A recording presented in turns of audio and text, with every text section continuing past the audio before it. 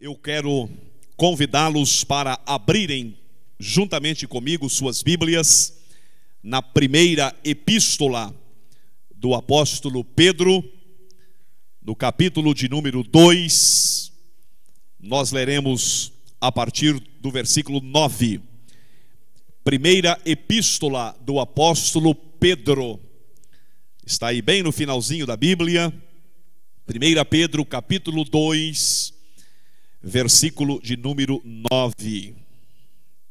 Diz assim o texto: mas vós sois a geração eleita, o sacerdócio real, a nação santa, o povo adquirido, para que anuncieis as virtudes daquele que vos chamou das trevas para a sua maravilhosa luz.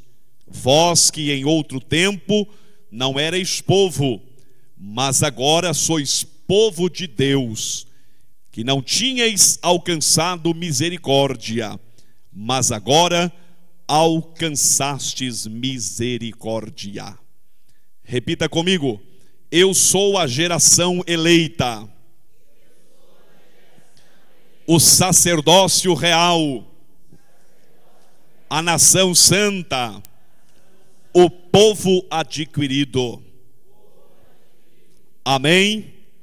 Muito bem, graças a Deus. Nós somos a geração eleita, o sacerdócio real, a nação santa, o povo adquirido. Queridos, se existe algo que torna a igreja poderosa, se existe algo que torna a igreja perfumada, desejável, atraente, amada, se tem alguma coisa que deixa a igreja ativa, efetiva, frutífera, esta coisa é o envolvimento e o comprometimento individual de cada irmão e de cada irmã.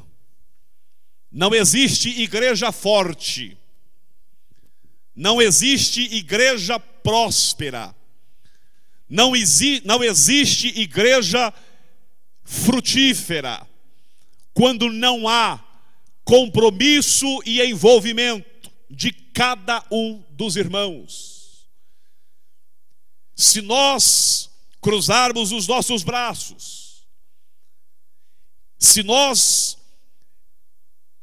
esperarmos apenas que o outro faça alguma coisa, com certeza nós nos tornaremos fracos, com certeza nós falharemos, fracassaremos e não cumpriremos o propósito de Deus para as nossas vidas.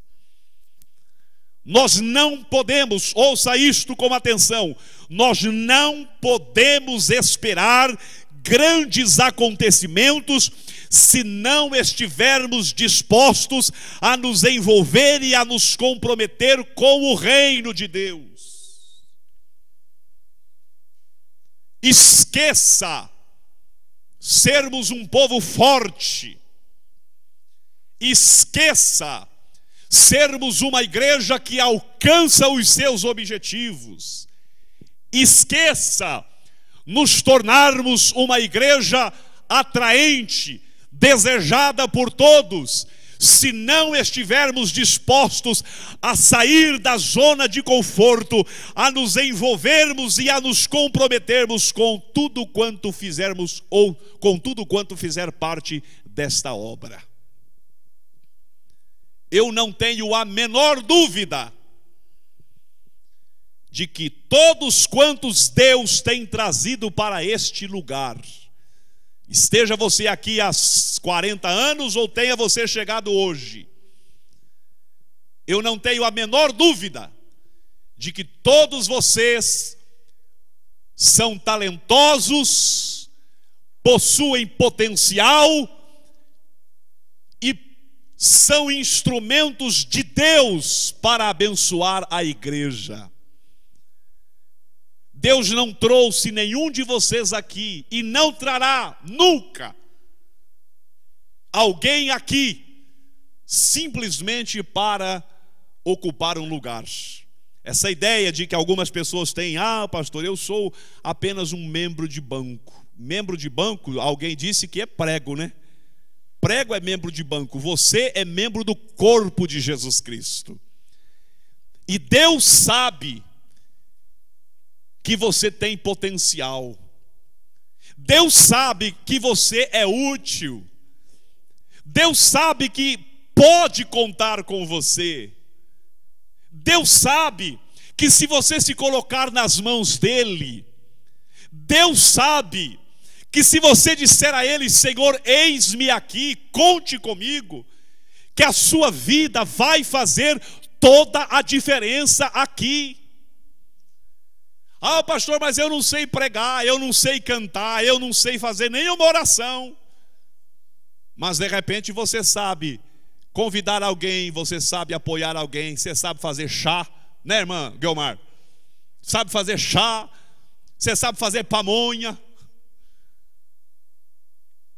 né? Sabe fazer, como é que chama? Tapioca, né, Samir? Vocês não têm ideia da tapioca que esse menino faz. Esses dias ele fez tapioca para os jovens, irmão, eu comi até, não, passar mal não passei não, porque acabou antes de eu matar à vontade. Aliás, eu já falei para ele: eu vou te contratar para fazer tapioca VIP lá em casa. Eu quero comer até não querer mais, porque faz que é uma bênção. Tem talento. A irmã Cleusa lá vai fazer coxinha, você vai ver, vai ser uma bênção as coxinhas que ela vai fazer.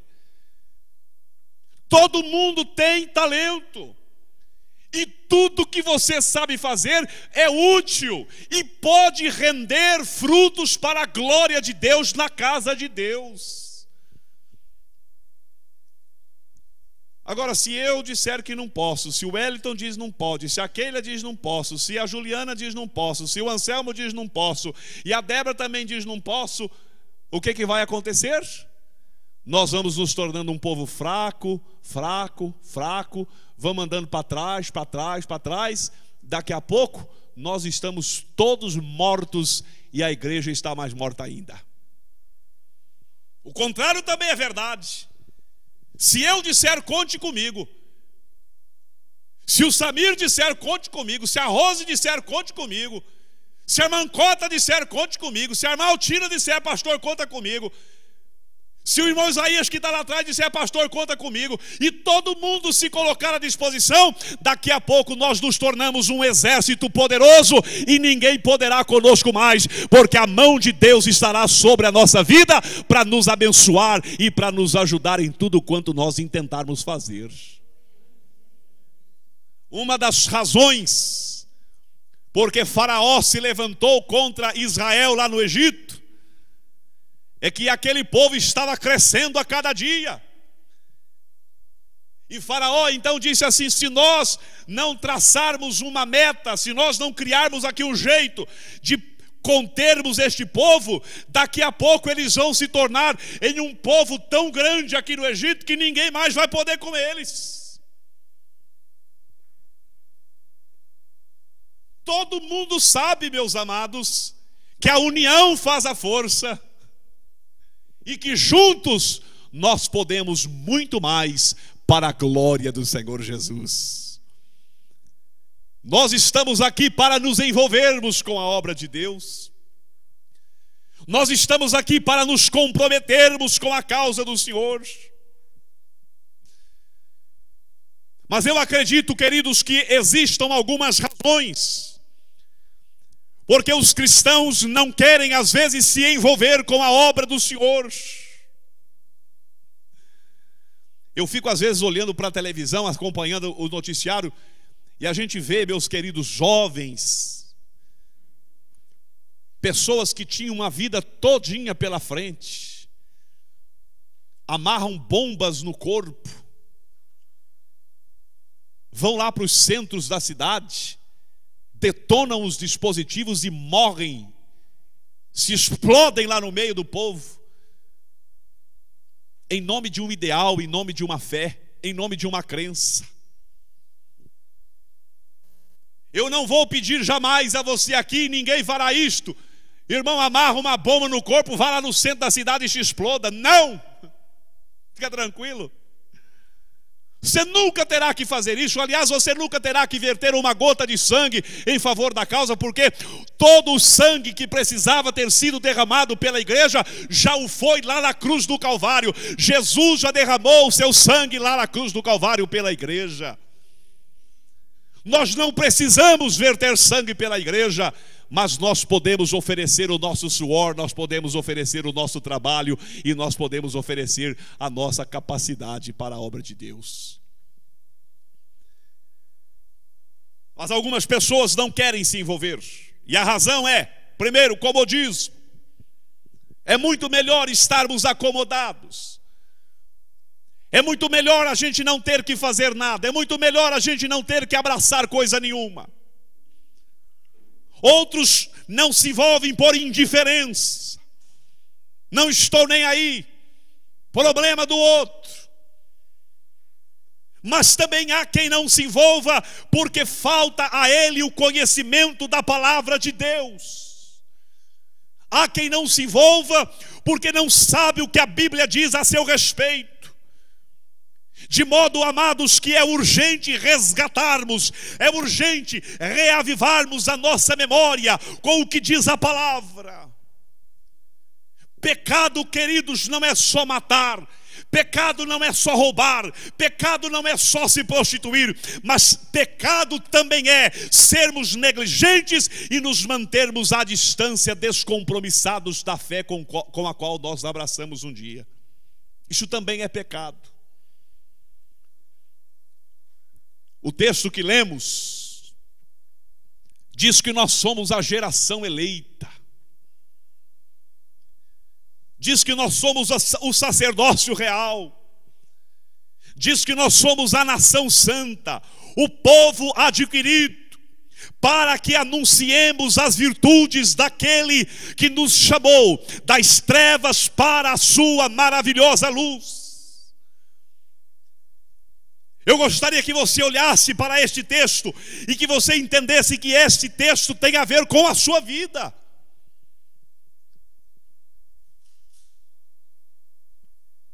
Este texto não é sobre alguém que está longe de você, mas este texto é sobre você. Que é que este texto nos ensina? Primeiro, o texto diz que nós somos geração eleita. Nós fomos ontem à noite lá em Mundo Novo participar do trabalho com quem? Meu Deus do céu, Antônio Cirilo. Se alguém quiser comprar uma caixa de Memorion aí para mim, eu estou precisando. Pastor Antônio Cirilo, trabalho muito gostoso, muito abençoado. Eu gostei, ele parou lá no meio do show para pregar, né, Débora? Eu gostei do jeito dele pregar. No meio da mensagem ele mandava o pessoal fazer barulho com o som lá. Eu acho que eu vou começar a fazer assim, faz barulho aí, para destacar o que ele queria falar. Ouça isso aqui. O texto diz: nós somos geração eleita. O que significa isto? Significa que nós fomos escolhidos para este tempo. Ou seja, nós fomos escolhidos para o nosso tempo. Diga comigo: eu fui escolhido para este tempo. Quando nós falamos de geração, nós estamos falando do conjunto de pessoas nascidas pela mesma época. Quando nós falamos de uma geração, nós estamos falando de um período de tempo. Ora, o texto diz: vós sois a geração eleita. Amados, isso significa que Deus nos chamou para este tempo. Uma geração não pode atuar fora do seu tempo. Uma geração de homens e mulheres não pode influenciar, não pode cooperar, não pode fazer a diferença, senão no seu tempo. E nós precisamos entender isto. Deus não nos salvou apenas por causa do que éramos. Deus não te salvou apenas por causa do seu passado. Mas também Deus não te salvou apenas por causa do que reserva o futuro. Deus nos salvou também, e ouça isto, e salvou principalmente por causa do presente. Deus te salvou por causa do seu passado, você estava lá perdido. Deus te salvou por causa do seu futuro. Se não fosse Ele, você não poderia morar no céu. Mas ouça isto, você é geração eleita. Deus te salvou para este tempo. E é neste tempo, é hoje, é agora, que Deus quer que você se torne efetivo, que Deus quer que você se envolva, que Deus quer que você se comprometa com a sua obra.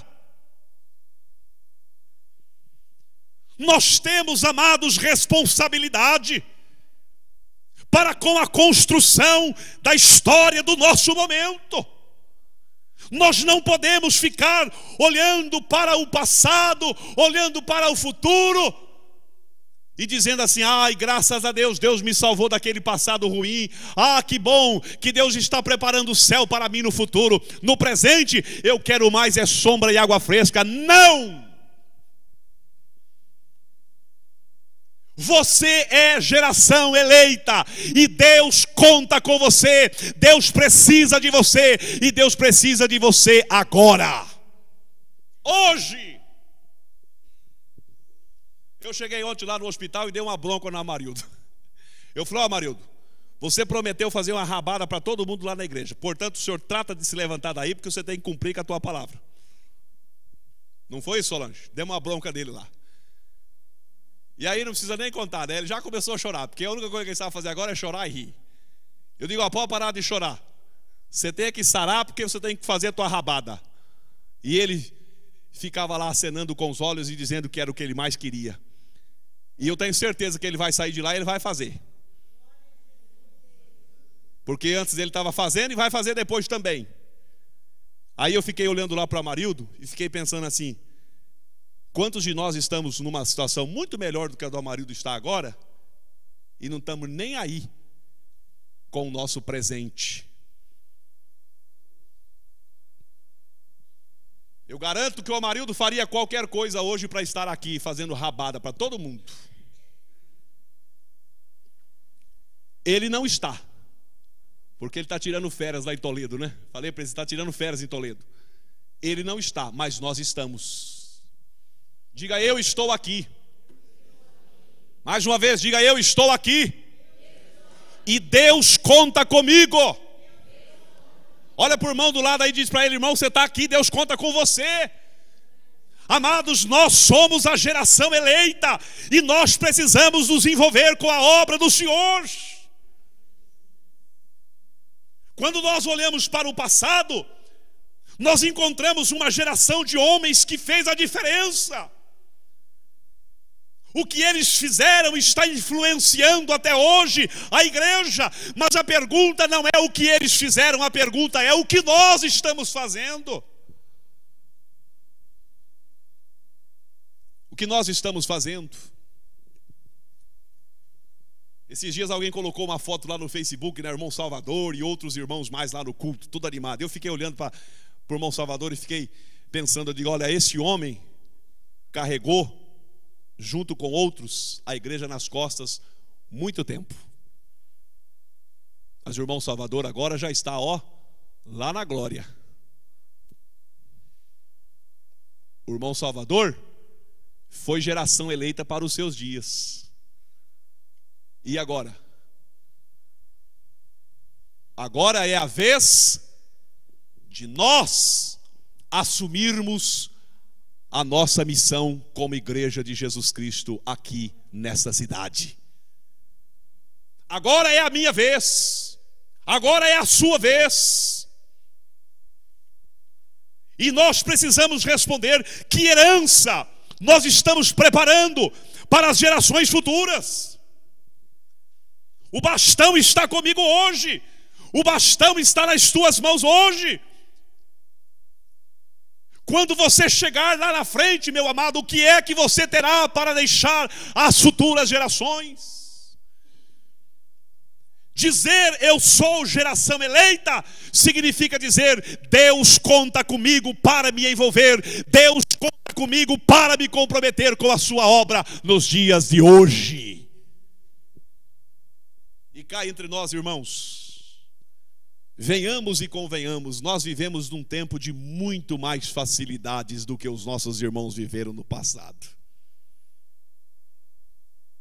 Há 30, 40 anos atrás, os nossos irmãos, quando queriam fazer alguma coisa, tinham que subir numa carroça, andar 20, 30, 40 quilômetros de carroça. Hoje você chega na igreja na hora do culto, irmãos, é um monte de carro bonito na porta, né? Há 30 anos atrás você chegava na hora do culto, só tinha carroça, um cavalo amarrado em cada pé de árvore. Acabava o culto, só dava moleque subindo nas carroças, e lá vai os irmãos 20, 30 quilômetros de volta para casa, para outro dia cedo levantar e pegar no batente. Não tinha o conforto que tem hoje, não tinha as facilidades que tem hoje, mas eles fizeram a diferença nos seus dias. Eles cumpriram com o seu papel. Eles oraram, eles evangelizaram, eles trabalharam, eles contribuíram, eles foram até o fim. E agora Deus está olhando para você e está dizendo: é a sua vez, você agora é a geração eleita na igreja de Jesus Cristo aqui dentro de Guaíra.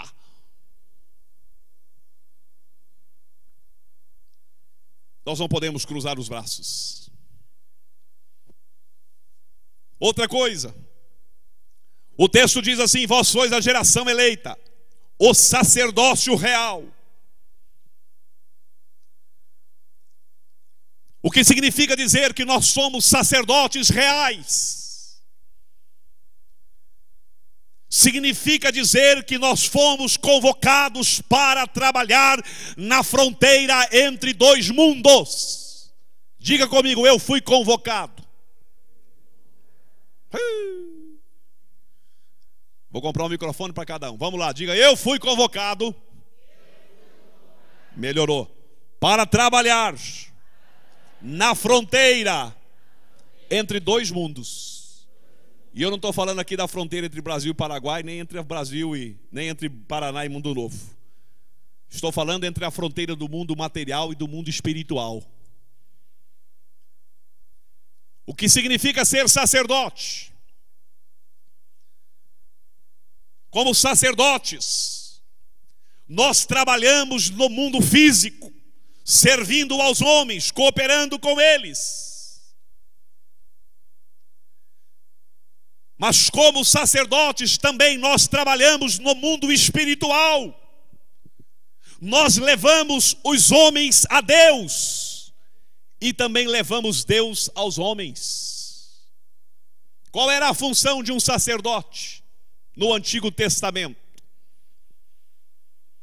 Eu estava dizendo aqui a alguns irmãos um dia desse sobre a questão do sacerdote. Às vezes nós fazemos uma ideia romântica do sacerdote e não entendemos de verdade o que significava ser um sacerdote. Mas o sacerdote era um verdadeiro açougueiro dos dias atuais. O sacerdote trabalhava o dia inteiro lá no templo, no sacrifício de animais, cortando carne, desossando carne. Você já observou aqueles açougueiros quando chega caminhão de carne lá na porta do mercado? Que eles entram lá no mercado e pegam aqueles quartos enormes de boi e coloca nas costas e corre lá para dentro. Chega final da tarde, estão tudo cansado e tudo sujo de sangue, né? Dia todo trabalhando. O sacerdote era este. A vida de um sacerdote era corrida, era cansativa, era trabalho de verdade. A Bíblia diz que em alguns momentos, em algumas ocasiões especiais, eles chegavam a oferecer 1000 novilhos e 1000 carneiros ao Senhor num único dia. Você já pensou matar 1000 bois e 1000 carneiros num dia só? É serviço que não acaba mais. Mas toda vez que chegava alguém lá no templo, o sacerdote corria e colocava-se à disposição do ofertante, porque a função dele era servir quem chegava lá no templo. Mas a função do sacerdote não era só cortar carne. O sacerdote também era aquela pessoa que colocava o sacrifício no altar, que orava a Deus, que apresentava o ofertante a Deus, que falava com Deus acerca daquela pessoa. Mas a função do sacerdote também era apresentar Deus para a pessoa que chegava lá. Que significa dizer que nós somos sacerdotes? Significa dizer que nós estamos aqui para trabalhar. Como amanhã, por exemplo, que todo mundo vai estar aqui 10 horas, porque amanhã nós vamos trabalhar, nós vamos lavar o refeitório lá em cima. Eu quero todo mundo aqui 10 horas para ajudar eu a arrancar banco, arrancar mesa. Amanhã eu quero aquele negócio de tarde, num brinco. E todo mundo aqui é sacerdote. Olha para o irmão e diga: sacerdote, amanhã você tem que estar aqui 10 da manhã. E fala alto aí, porque ele tem que escutar, irmão. Fala: sacerdote, amanhã você tem que estar aqui 10 horas. Para os homens e para as mulheres também. E alguém já pensou assim: bem que eu pensei que hoje era melhor ter ficado em casa. Não, teu lugar é aqui. Sacerdote existe para trabalhar. Quando é para fazer pamonha, vamos todo mundo fazer pamonha. Quando é para lavar prato, vamos todo mundo lavar prato. E quando é para comer, aí não precisa nem falar, né? Vamos todo mundo comer também. Não é isso? Quem aqui gosta de tomar um chazinho depois do culto, diga amém. Fala, já ficou até mais devagar esse amém aí. Mas o sacerdote também é aquela pessoa que oferece ou que fala dos homens para Deus.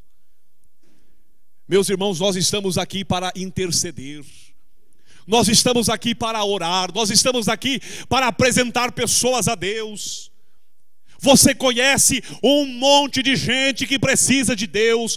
Você conhece centenas de pessoas que estão passando por lutas, que estão passando por dificuldades, que precisam do milagre do Senhor, que precisam da graça do Senhor. Você é sacerdote de Deus. Coloque-se diante do Senhor e apresente estas pessoas para Deus.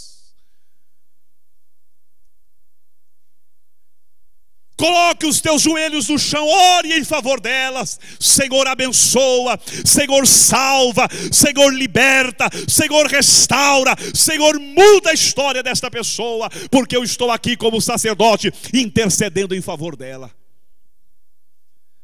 Mas o sacerdote também é aquele que fala de Deus para as pessoas. Meu irmão, você tem falado de Deus para as pessoas?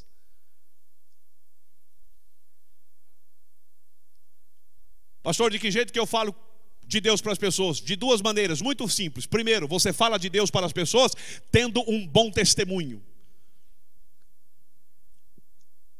Francisco de Assis disse uma frase certa feita muito verdadeira. Ele disse assim: pregue sempre o evangelho, e se for necessário, use palavras. O que ele estava dizendo? Que a mais poderosa pregação que um homem faz é a pregação do seu testemunho de vida. Mas nós também pregamos com a boca, nós também falamos, nós também anunciamos. E como sacerdotes nós estamos aqui para isto, para falar de Deus, para anunciar Jesus, para comunicar o amor do Pai, para dizermos a tantos quantos for necessário que Deus o ama, que Deus quer fazer alguma coisa por ele, a esperança para a sua vida. Jesus Cristo é o caminho, a verdade e a vida que pode libertá-lo de todos os seus males. Nós estamos aqui para nos envolver com a obra do Senhor. Nós estamos aqui para nos comprometer com o reino de Deus. Mas o texto diz mais. O texto diz que além de geração eleita, você é sacerdote. Mas também diz que além de ser sacerdote, o texto diz que nós somos nação santa. O que significa dizer que nós somos nação santa? Significa dizer que nós temos uma identidade da qual zelar e a qual defender. Se nós somos uma nação, o que uma nação faz? Primeiro, uma nação ama a sua terra. Não é bonito a gente sair pelas ruas do Brasil e encontrar a bandeira do Brasil para todo lado? Todo lado que você olha tem uma bandeira do Brasil. O brasileiro não se empolga muito na Semana da Pátria, né? Mas quando é Copa do Mundo, todo mundo fica apaixonado pelo Brasil. Põe bandeira para todo lado. Por que a gente faz isso? Porque nós somos uma nação. Porque nós temos uma identidade. Porque nós zelamos por esta identidade. Porque nós defendemos esta identidade. Nós podemos até falar mal do Brasil, mas nós não queremos que os outros lá fora falem mal do Brasil. Eu, por exemplo, não gostaria de ouvir, e fico triste quando ouço a imprensa internacional falando mal do Brasil. Não é bom. Bom é quando falam bem do nosso povo. Quando eu estava lá no Senegal, por exemplo, um dia nós estávamos na rua, e aí um comerciante lá perguntou para mim, perguntou de onde eu era. Aí eu respondi que era do Brasil. Ele falou bem atrapalhado assim: "Oh, Ronaldo, Pelé". É mais ou menos o que conhecem lá fora da gente também, né? Ronaldo e Pelé. Mas eu fiquei feliz quando ele ficou feliz porque eu era do Brasil. Você não tem ideia de como a gente gosta do Brasil quando está lá fora. Você não tem ideia de como é bonito o céu do Brasil. Você não tem ideia de... Eu fiquei 33 dias lá, irmãos, não via esse céu azul que a gente vê aqui. Porque lá fica 8 meses, 9 meses sem chover, vira uma poeira só, o céu fica marrom 24 horas por dia. Aí você chega aqui no Brasil, você olha assim, tudo verdinho, aquele céu azulzinho, aquelas nuvens branquinhas. Ah, como é bonito e como é gostoso ser brasileiro. E o texto está dizendo que nós somos nação santa. O texto está dizendo que nós temos uma pátria. O texto está dizendo que nós somos partes de um reino, que nós temos um Senhor, que nós temos um código moral, que nós temos um código espiritual. E daí, amados, a necessidade do compromisso de lutar por este reino. Daí a necessidade do compromisso de expandirmos este reino, de lutarmos pela sua liberdade, de lutarmos pela sua integridade. Como nação, nós devemos amar, nós devemos respeitar, nós devemos defender e nós devemos propagar tudo aquilo que é nosso. Isso é patriotismo. Isso é amor a Jesus, isto é amor ao reino de Cristo. Você tem um reino. Diga comigo assim: eu tenho um reino.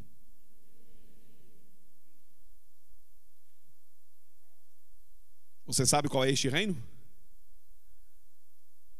Este é o reino dos céus. Este é o reino de Deus.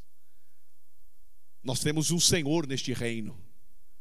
O nome dele é Jesus Cristo. Nós temos um exército poderoso neste reino que defende as nossas vidas. A Bíblia diz que lá no céu existem milhares e milhares de anjos de Deus que estão à disposição da sua igreja. Mas Deus conta conosco para também lutarmos em favor deste reino. Não importa onde você está, não importa que idade você tem, você faz parte deste reino e este reino precisa ser defendido por você. Você precisa vestir a camisa do reino.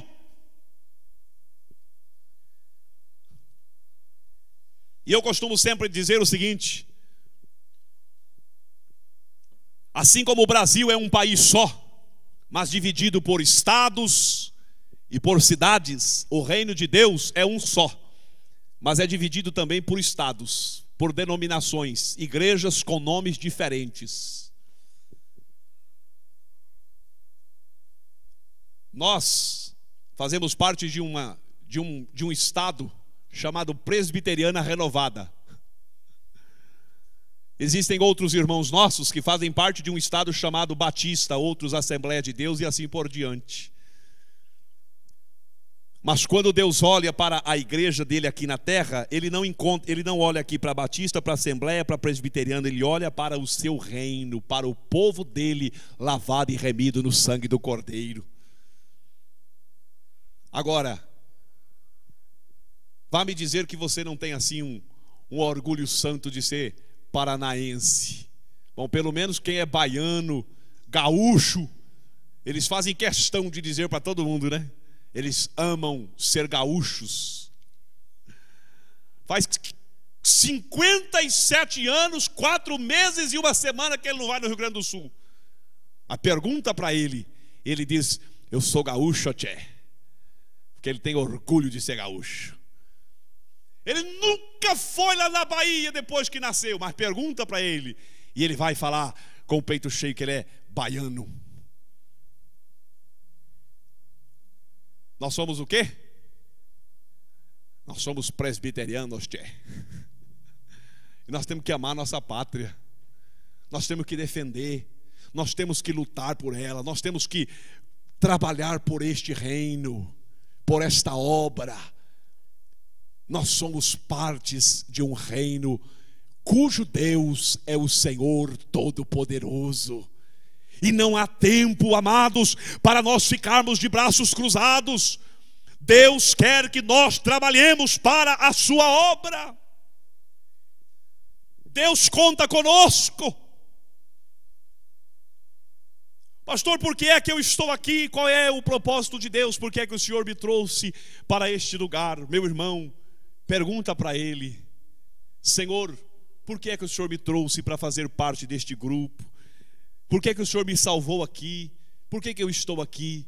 Deus vai responder no teu coração: meu filho, minha filha, é porque eu tenho para a sua vida este e mais aquele propósito. Você não tem ideia da importância que você tem para a obra de Deus. Coloca a tua mão no teu coração assim. Diga assim: eu sou importante para o reino de Deus, e Deus conta comigo para trabalhar, para servir, para cooperar com a sua obra. Diga obrigado, Senhor, pelo privilégio de ser geração eleita, sacerdote real, nação santa, povo adquirido. Diga: Senhor, conta comigo para a tua obra aqui nesta cidade, em nome de Jesus.